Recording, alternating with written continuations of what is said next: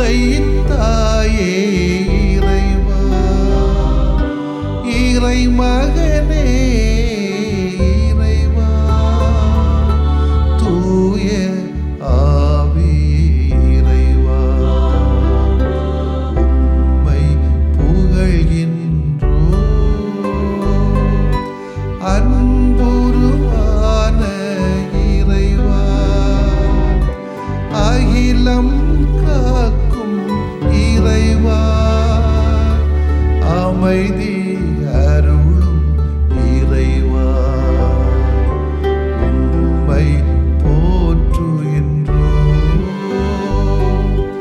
நெஞ்சில் சுமக்கும் இறைவா, நீதியில் நிறைவே இறைவா, சுமை தாங்கியே இறைவா, புகழ்ந்து போற்றி ஆராதிக்கின்றோம்.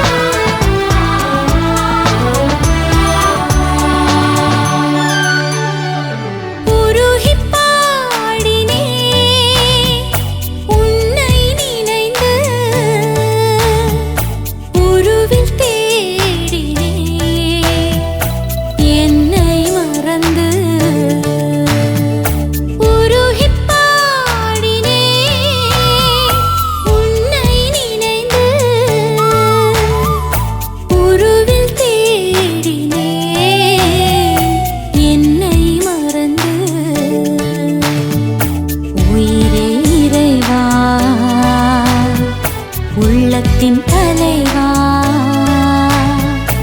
உயிரே இறைவா, உள்ளத்தின் தலைவா, உணர்வாய் வாழும் தெய்வமே, உருகிப் பாடினேன் உன்னை நினைந்து, உருவில் தேடினேன் என்னை மறந்து.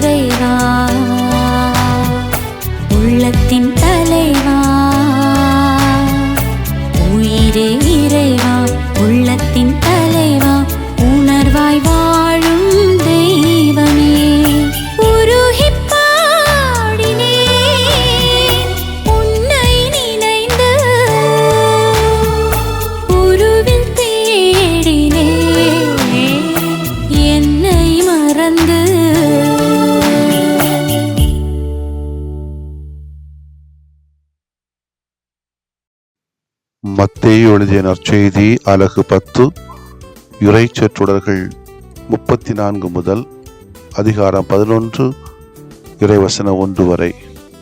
அக்காலத்தில் இயேசு தம் சீடர்களை நோக்கி கூறியது: நான் உலகிற்கு அமைதி கொணர வந்தேன் என எண்ண வேண்டாம். அமைதியை அல்ல, வாளையை கொணர வந்தேன். தந்தைக்கு எதிராக மகனையும், தாய்க்கு எதிராக மகளையும், மாமியாருக்கு எதிராக மருமகளையும் நான் பிரிக்க வந்தேன். ஒருவருடைய பகைவர் அவரது வீட்டில் உள்ளவரே ஆவர். என்னை விட தம் தந்தையிடமோ தாயிடமோ மிகுந்த அன்பு கொண்டுள்ளோர் என்னுடையோர் என கருதப்பட தகுதியற்றோர். என்னை விட தம் மகனிடமோ மகளிடமோ மிகுதியாய் அன்பு கொண்டுள்ளோரும் என்னுடையோர் என கருதப்பட தகுதியற்றோர். தம் சிலுவை சுமக்காமல் என்னை பின்பற்றி வருவோர் என்னுடையோர் என கருதப்பட தகுதியற்றோர். தம் உயிரை காக்க விரும்புவோர் அதை இழந்து விடுவர். என் பொருட்டு தம் உயிரை இழப்போரே அதை காத்துக்கொள்வர். உங்களை ஏற்றுக்கொள்பவர் என்னை ஏற்றுக்கொள்கிறார். என்னை ஏற்றுக்கொள்பவரோ என்னை அனுப்பினவரே ஏற்றுக்கொள்கிறார்.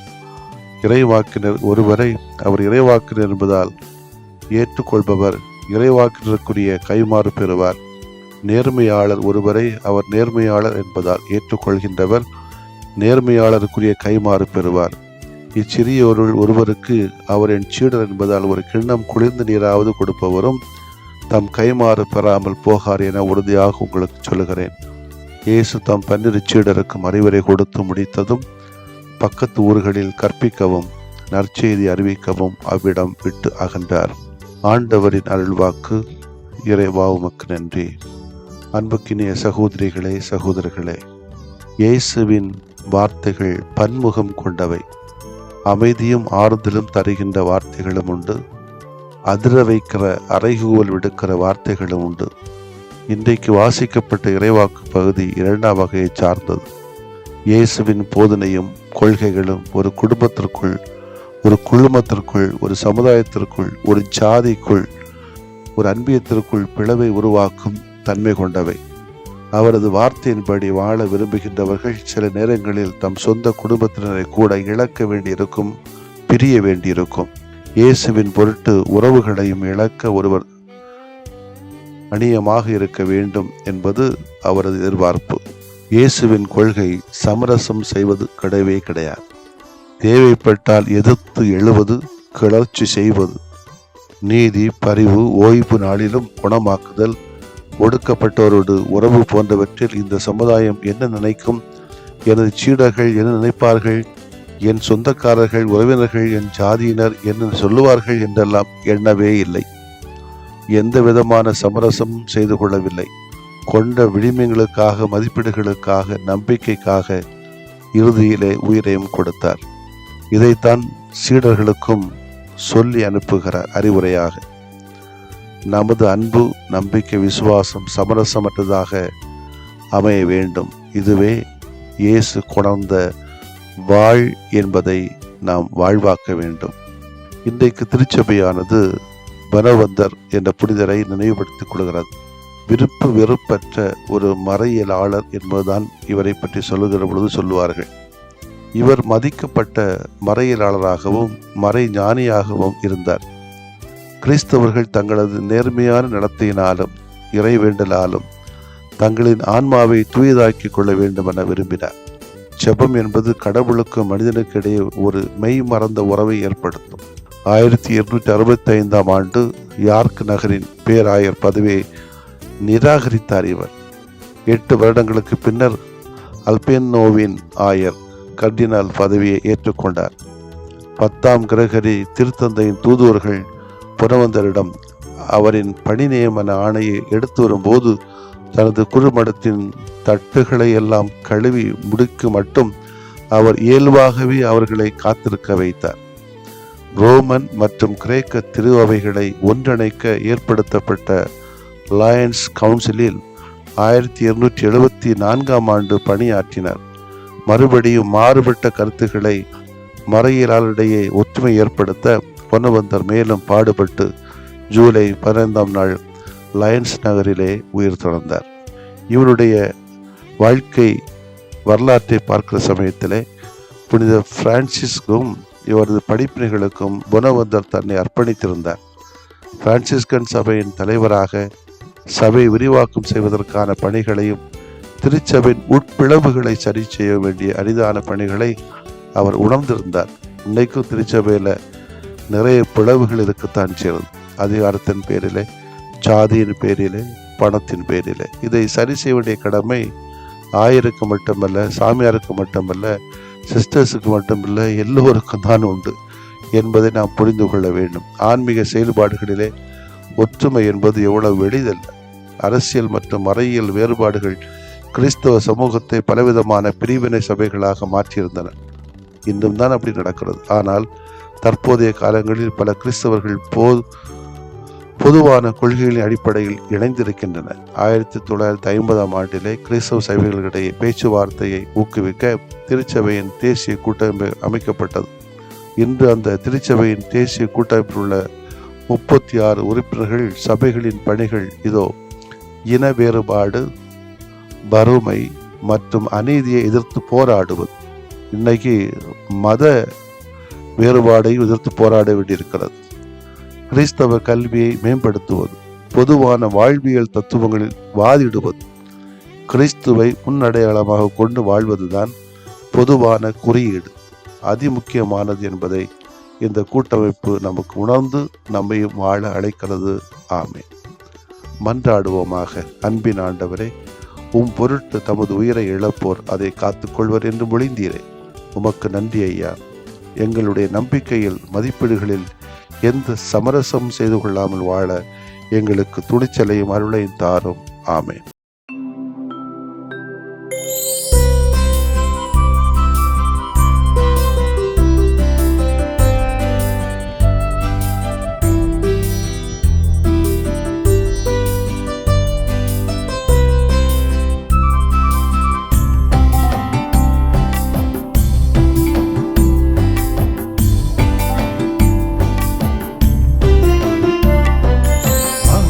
அருளும் தெய்வமே, அன்பு நிறை தேவனே, அருளுமே அருளுமே, அமைதி அருளுமே, அருளுமே அருளுமே, அமைதி அருளுமே, அருளுமே அருளுமே, அமைதி அருளுமே.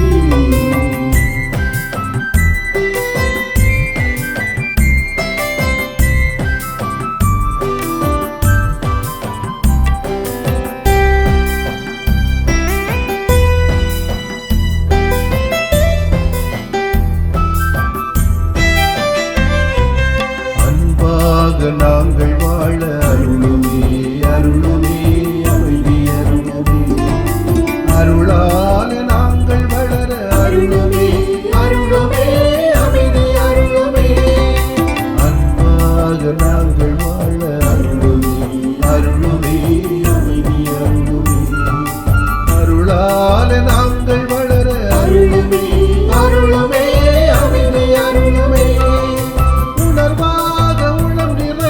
அருளுமே அருளுமே, அமைதி அருளுமே, உறவாக உடனிருக்க அருளுமே அருளுமே, அமைதி அருளுமே, அருளுமே அருளுமே, அமைதி அருளுமே, அருளுமே அருளுமே, எமக்கு அருளுமே. அமைதி அருளும் தெய்வமே, அன்பு நிறை தேவனே, அருளுமே அருளுமே, அமைதி அருளுமே, அருளுமே அருளுமே, அமைதி அருளுமே, அருளுமே அருளுமே, அமைதி அருளுமே. லா லா லா லா லா லா லா லா, லா லா லா லா லா லா, நிசரி மகா நம பனிரே பனிக பனிரே.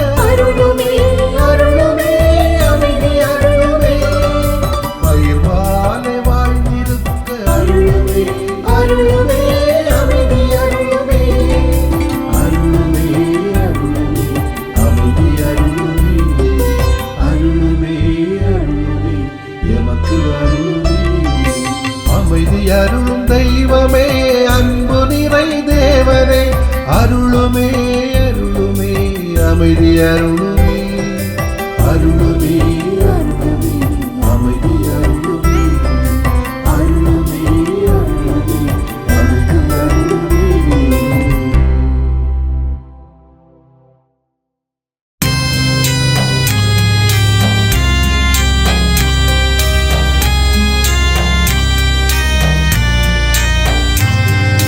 மாண்புயரிவருள்ளடையாளத்தை தாழ்ந்து பணிந்து ஆராதிப்போ.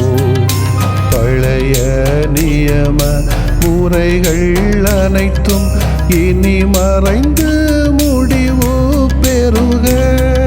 புதிய நியம முறைகள் வருக.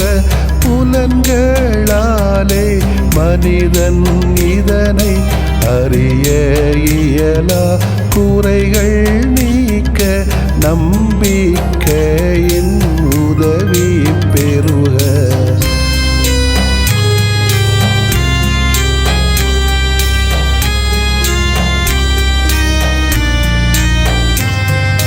தந்தை அவர்க்கும் மகன் அவர்க்கும் புகழ்ச்சியோடு வெற்றியாக்கும்.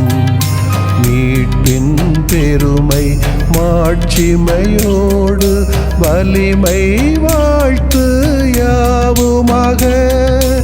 இருவரிடமாய் வருகின்றவராம் தூய ஆவியானவர்க்கும்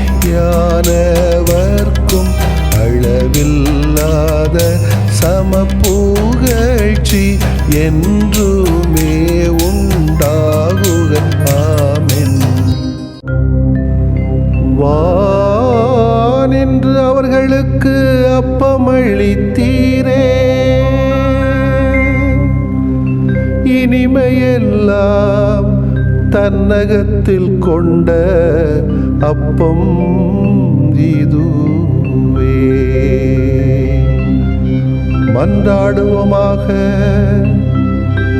இறைவா, இந்த வியப்புக்குரிய அருளடையாளத்திலே உம்முடைய பாடுகளின் நினைவை எங்களுக்கு விட்டு சென்றீ. உம் திருவுடல் திருரத்தமாகியவற்றின் தூய மறைபொருளை வணங்கும் நாங்கள் உமது மீட்பின் பயனை இடைவிடாமல் துய்த்து உணர்ந்து மகிழ அருள்வீராக. தந்தையாகிய இறைவனோடும் தூய ஆவியாரின் ஒன்றிப்பில் இறைவனா என்றென்றும் வாழ்ந்து ஆட்சி செய்கின்ற உம்மை மன்றாடுகிறோம்.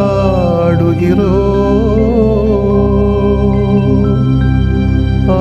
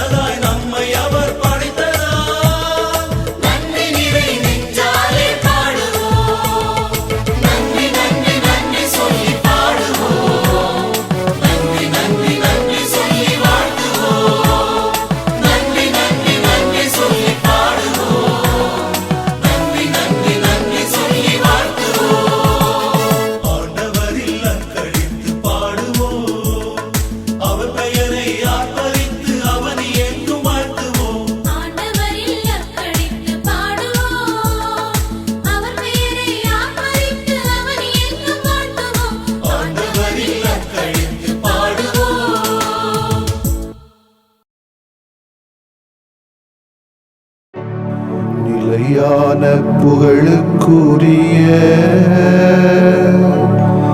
தூய இறை நன்மைக்கு எல்லா காலமும் தொழுகையும் புகழும் போற்றியும் ஆட்சிமையும்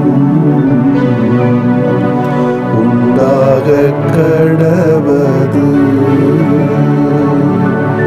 போற்றியும் ஆட்சிமையும் உண்டாக கடவது. தந்தை, மகன், தூய ஆவியாரின் பெயராலே ஆமென்.